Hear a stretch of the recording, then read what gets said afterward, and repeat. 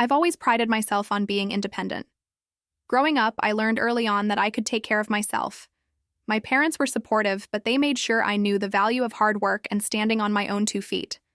By the time I was in my late 20s, I had a good job as a project manager at a marketing firm, a comfortable apartment, and a life that I had built entirely on my own. I didn't need anyone to complete me, and that was exactly how I liked it. Then I met Edward. At first, I didn't expect much. I wasn't looking for a relationship, but he caught my attention in a way I didn't expect. We met through a mutual friend at a party. He was tall, charming, and had this confidence that wasn't too overbearing, but still noticeable. We started talking, and before long, we were having deep conversations about life, careers, and our dreams. He was different from anyone I'd ever met. Edward told me about his family, how they were wealthy and had high expectations for him, how he had grown up in a household where he was always the center of attention, and how he struggled with balancing his desire to be his own person with the pressure from his parents. I found myself feeling sorry for him in a way. He wasn't like the other rich guys I had met. He seemed to have depth, self-awareness. He wasn't living in his parents' shadow, too. At least that's what I thought. We began dating more seriously. Edward would take me to fancy dinners, spoil me with gifts, and always seemed so attentive. He'd text me throughout the day, always checking in, always caring about how my day was going. I enjoyed the attention, maybe too much. After a while, I started imagining a future with him. Maybe we could build something real. I knew there were things about him that didn't quite add up. He was very close to his parents, and it often felt like he was living in their world rather than his own. He'd talk about his mother's opinion on everything, from what he wore to how he should handle his business deals. His father's voice was always in the back of his mind, making every decision harder. But I told myself it wasn't a big deal. After all, he was different with me. He told me he didn't want to be controlled by them, that he wanted to be free. But deep down, I had this nagging feeling. I told myself it was just my instincts being overactive. He had promised me he wasn't like his parents, that he wanted to build a life independent of them. And for a while, I believed him. By the time we reached our 1-year anniversary, I was all in. I wanted to trust him, and I wanted to believe that he wanted the same things I did. It wasn't just about the expensive dinners or the gifts. I felt like there was a real connection between us. I started picturing a future where we'd settle down, maybe even have kids one day. I didn't know if I was rushing it, but the idea of building a life together felt right. I had no idea how much my life was about to change. It's funny how life can change in an instant. 1 minute, everything feels perfectly in place, and the next, you're standing in front of a bathroom mirror, holding a small white stick with 2 pink lines, wondering how your world got turned upside down. I had just turned 28 when I found out I was pregnant with twins. I remember staring at the test for what felt like an eternity, my mind racing. Twins. I wasn't sure if I was excited, scared, or both. I hadn't planned on having children just yet, but this felt different. This was a new chapter, a new responsibility. But I was ready, or at least I thought I was. I couldn't wait to tell Edward. I knew this would be a turning point for both of us, a chance to build something even stronger. He had always talked about wanting a family one day, even though we'd never really discussed the timing. So when I found out about the pregnancy, I thought, this is it. This is what we've been waiting for. I planned a special dinner that evening, just the 2 of us. I wanted to break the news in a way that would feel intimate and exciting. When Edward arrived, I could tell he had something on his mind. He wasn't his usual confident self, but I brushed it off thinking it was just stress from work or something else that would pass. As soon as we sat down to eat, I told him. I was expecting a look of joy, maybe even disbelief. Instead, his face went pale. His fork clinked against the plate as he set it down, and for a moment he didn't say anything.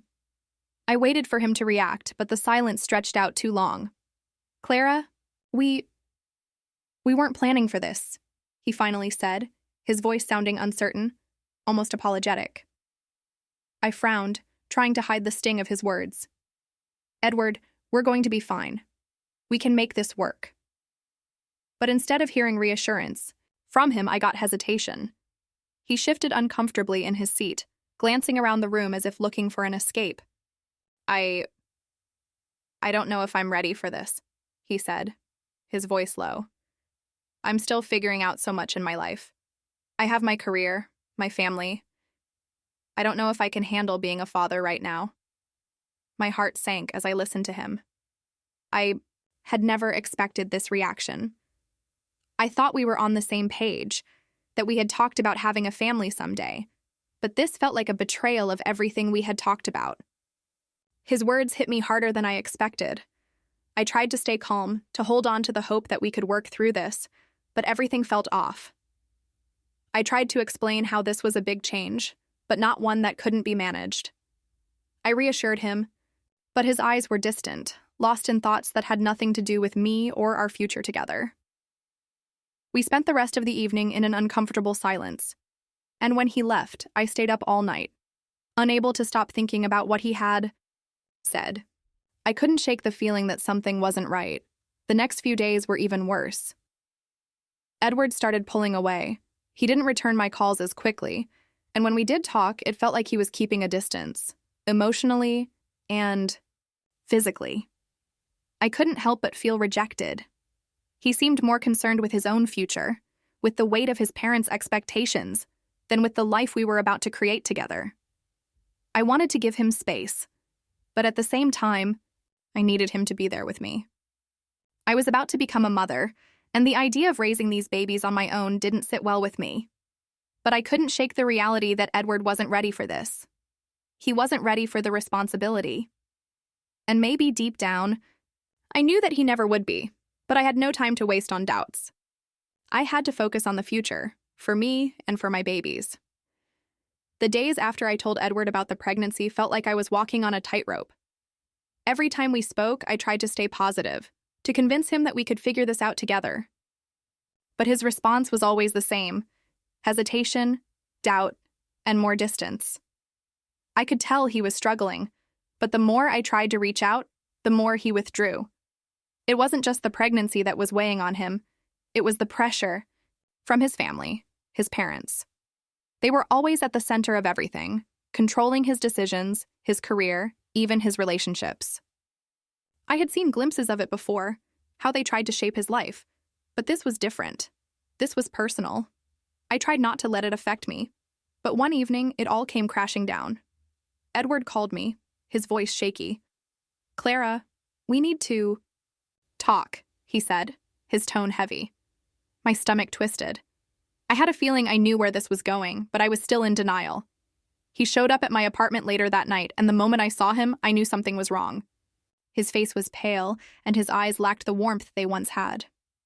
"I've been thinking a lot," he began, sitting down across from me. "And I don't think I'm ready for this. For us, for a family. I'm not ready to be a father." I felt my heart shatter at those words. I had known he wasn't thrilled about the pregnancy, but I never imagined he would go this far. I tried to speak, but the words caught in my throat. I wanted to scream, to demand answers, but I just sat there, stunned by his coldness. "You don't understand," I whispered. "This is happening. We're having twins and you're just walking away?" Edward's eyes avoided mine, and I could see the internal struggle on his face. "I can't do this, Clara. I'm not ready. I don't know if I'll ever be ready." It felt like a slap in the face. I had invested so much into this relationship, into the idea of building a life together, and he was throwing it all away, without a second thought. It wasn't just the pregnancy that he was rejecting, it was me. "I'm sorry," he continued, "but I think we should end this. It's the only way forward." He didn't even give me a chance to respond. He stood up, heading for the door, and I was left sitting there, numb. I wanted to ask him how he could just give up so easily, how he could walk away from everything we had talked about. But I knew it wouldn't change anything. When he left, I felt like my whole world had come crashing down around me. I was alone, pregnant with twins, and suddenly, everything seemed so uncertain. The man I thought I could rely on, the man I had trusted with my heart and my future, was gone. But then the anger set in. How could he do this? How could he just walk away without a second thought? I couldn't let this be the end of my story, not like this. If I was going to raise these children, I would do it on my own. I didn't need Edward. I didn't need his indecision or his family's control. I wasn't sure what the future would look like, but I knew I had to keep moving forward. I was going to do this, with or without him. A few days after Edward and I broke up, I tried to move on. I had no choice. I was pregnant with twins and needed to focus on my future, on providing for them. I had always been strong, but this time I felt the weight of everything on my shoulders. Still, I hoped that maybe Edward would have a change of heart. One evening, out of the blue, he called me. I hadn't expected it. He hadn't been reaching out much lately. I answered the phone, my heart racing a little. Maybe he was finally coming to terms with things. Maybe he was ready to step up. But when I picked up, his voice didn't sound like the man I once knew. "Clara, I've been thinking," he said, and I could hear the tension in his voice. "I still want to have a relationship with the kids. I don't know if I can handle this on my own. I've been talking to my parents, and they think we should have joint custody. They think it's the best thing for everyone. I want you to consider it." I couldn't believe what I was hearing. Joint custody? I knew that his parents had always had a say in his life, but this? This was something else. I had already made my decision, and I didn't want to involve them in any of it. "Edward, we've been through this," I said, trying to keep my voice steady. "I'm not going to compromise on this. I want to raise these children on my own. I don't need your parents getting involved." I could feel the frustration building on both sides. There was a long pause before he spoke again. "I don't know what to tell you, Clara. My parents are really insisting. They don't want me to lose access to my own children. They're willing to cut me off financially if I don't get this custody thing sorted." Those words hit me like a ton of bricks. He wasn't talking about being a father. He wasn't even talking about us anymore. He was talking about money. About his parents' control over his life, his future, and now our children's future. I didn't know how to respond. I sat there in silence for a moment, trying to process everything. And then, suddenly, I heard his parents' voices in the background. He had left the call on speakerphone, not realizing I could hear them. "Well, he better figure this out," his mother said, her voice dripping with authority. "We won't tolerate him losing the children, not when we've invested so much in his future. If he's not careful, he'll end up with nothing." "And if Clara doesn't agree to the joint custody," his father chimed in, "we'll make sure he has to choose. No more financial support, no more connections. He needs to understand how serious we are." I felt like I had been punched in the stomach. This wasn't about the children, it wasn't even about me. This was about control. They were manipulating him, using their money and influence to get what they wanted. Edward wasn't trying to do what was best for his kids. He was trying to please his parents and keep their wealth. It all clicked in that moment. The hesitation, the distance, the coldness. He wasn't fighting for us. He was fighting for his own interests, and his parents were pulling the strings. I felt sick to my stomach. I stayed silent, not knowing how to react. The conversation continued, but I couldn't listen anymore. I ended the call abruptly, my hands shaking. That was the moment I knew for sure. I had made the right decision by ending things with him. There was no way I could allow my children to be raised in an environment like that, where money and control were the driving forces. Edward tried to call me back a few times, but I ignored him. I didn't want to hear any more lies. I didn't want to be part of his family's games. I had already decided I was going to raise my children on my own, without their influence, without Edward's indecision. As painful as it was, I finally understood that I was better off without him. The life I had imagined with him wasn't real, and I was done pretending it was. After the phone call, I felt like I had been hit by a wave of clarity, but it was also overwhelming. I was shaking, my hands trembling as I hung up, but there was a strange sense of relief, too. I didn't have to pretend anymore. I didn't have to wonder if Edward would change his mind or if things could go back to the way they were. It was over, and I could finally start making decisions for me and for the babies. I spent the next few days in a fog. I felt lost, as if everything I thought I knew had been turned upside down. I knew I was capable of handling things on my own, but the idea of doing it all, being a mother, a single parent to twins, was daunting. I wasn't naive enough to think it would be easy, but I knew I had to do it. For myself, for my children. I called my parents, and the moment I heard their voices on the other end of the line, I felt a sense of comfort. They were my safe place. I told them everything. About Edward, about his family, about the phone call, about the manipulations. They listened quietly, never interrupting, but I could hear the disappointment in their silence. My mom was the first to speak up. "We're here for you, Clara," she said, her voice warm and steady. "Whatever you need, we'll be here. You don't have to do this alone."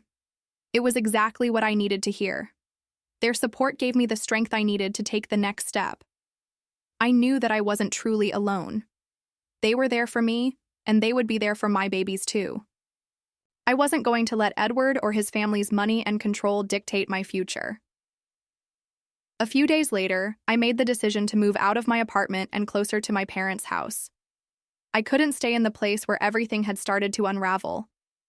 I needed a fresh start, a new environment, and I needed to be around people who cared about me, not people who saw me as just another problem to solve or a pawn in their games. I found a small apartment near my parents. It was cozy, far smaller than the place I had before, but it felt like a sanctuary. I set up the nursery with the help of my mom, painting the walls a soft yellow and filling the room with little toys and blankets. Every time I stepped into that room, it was like I could already feel the love and warmth that would fill it when my babies arrived. I knew things were going to be tough. The financial strain of raising twins on my own was going to be real. But my parents had always been supportive, and they reassured me that I could count on them. They didn't question my decision to cut off Edward. They didn't tell me I was making a mistake. They understood that my priority was the well-being of my children. I knew I had to make the most of my situation, so I started looking into getting help. I couldn't do it all on my own, and I didn't want to. I hired a nanny to help take care of the babies once they arrived. I wanted someone reliable, someone who could be there for them while I worked and took care of the other responsibilities. I was still figuring out how to balance everything, but I felt a sense of peace knowing that I had support, not just from my parents, but from people who genuinely wanted to help me succeed. One afternoon, as I was setting up the crib, my phone rang. It was Edward. He had been trying to contact me for days, but I had ignored all his calls. This time I answered. "I need to talk to you," he said, his voice strained. "Clara, I've thought a lot about everything, and I've realized I was wrong. I want to be part of this. I want joint custody, and I'm willing to work out the details with you. You can't raise them alone." His words sounded rehearsed, like he was reading from a script. The sincerity that had once been there was gone. Now, it was just pressure. Pressure from his family, pressure from his own guilt. I didn't want to listen anymore. "Edward, I don't need you," I said, my voice firm. "I don't need your money, your family's approval, or your conditional support. I've made my decision. I'm raising these babies on my own, and that's how it's going to be." There was silence on the other end, and I could almost hear the frustration building up in him. But I didn't care. This was my life now. "I'm done with this," I said, cutting him off. "Don't contact me again." And just like that, I ended the call. I blocked him on everything: phone, email, social media. It felt final, and it felt right. I knew this was the right decision. I didn't need Edward, not in the way he thought. What I needed was stability, peace, and a future where I wasn't controlled by anyone. I had my parents' support, I had my own strength, and most importantly, I had my children. They were all that mattered now. As the days passed, I couldn't shake off the feeling of emptiness that had settled inside me. I was still processing everything: the shock, the heartbreak, and the realization that my life with Edward was over. Every little thing reminded me of him. The way he used to hold me when I was feeling down, the way he'd smile at me with that smug confidence, like he knew everything would always work out. Now it all felt so distant. I was standing in the nursery one morning, folding a tiny onesie I had just bought for the twins when my phone rang again. I knew exactly who it was before I even looked at the screen. Edward. He had been relentless in trying to get in touch with me, but I had made it clear that I didn't want anything to do with him anymore. I stared at the screen for a long moment, feeling my heart pound in my chest. Part of me wanted to answer, to hear what he had to say this time, but I quickly reminded myself of why I'd made the decision I had. I didn't want to listen to his empty promises. I didn't want to hear more about his family's pressure or his guilt. It was all just manipulation. With trembling hands, I declined the call, but he kept calling and calling. I couldn't keep ignoring him forever, and I knew this wasn't going to end until I took a stand. I took a deep breath and answered. "What is it, Edward?" My voice was shaky, but I forced myself to sound strong. There was a pause on the other end before he spoke. "Clara, please just hear me out." His voice was softer now, almost pleading, and it made my stomach turn. "I've been thinking, I can't just let you go like this. I'm sorry for everything. I'm sorry for how I treated you. But I want to be a part of their lives. I want to be their father. I don't want to walk away." I couldn't believe what I was hearing. He was still trying to convince me, after everything. I let out a bitter laugh, but it wasn't from humor. It was the kind of laugh that comes from pain. "Do you even hear yourself, Edward? You're not sorry. You're just trying to save face, trying to protect your reputation with your parents, with the world. You don't get to just waltz back into our lives because now it's convenient for you." There was silence on the other end of the line, and I could almost feel the weight of his words. I could hear the desperation in his voice, but it wasn't enough. It wasn't enough to undo all the hurt, the lies, and the manipulation. "I love you, Clara," he finally said, his voice cracking, and it made my heart break. "I've always loved you. I just didn't know how to handle all of this. But I'm ready now. I'll do whatever it takes to make things right." I closed my eyes, fighting back the tears that threatened to spill. The truth hit me hard in that moment. He wasn't just apologizing for what he had done to me. He was apologizing because he felt guilty, because he wanted to salvage his own image. But that was the difference between us. I wasn't looking for his apology. I wasn't looking for his love. I was looking for something real, something genuine, and he couldn't offer that. "Edward," I said, my voice barely a whisper, "you don't love me. You love the idea of me. You love the idea of a family, but you don't love the responsibility. You can't just decide you want to be a father now, not after everything that's happened. You walked away when I needed you the most. You were never there when it counted." The words were like daggers in the silence. I felt a bitter kind of relief as I spoke them, knowing that I was finally saying the things I had been holding in for so long. I wasn't going to apologize for my anger, for my pain. I had every right to be angry. "I've made my decision, Edward," I said firmly. "I'm raising these children on my own. You don't get to come back into our lives just because it's convenient for you. I don't need you, and I don't want you to be part of their lives if it's not for the right reasons. I'm done. We're done." There was a long pause on the other end of the line, and I could feel the finality of my words sinking in. It was the hardest thing I'd ever said, but also the most freeing. "I'm sorry," he said quietly.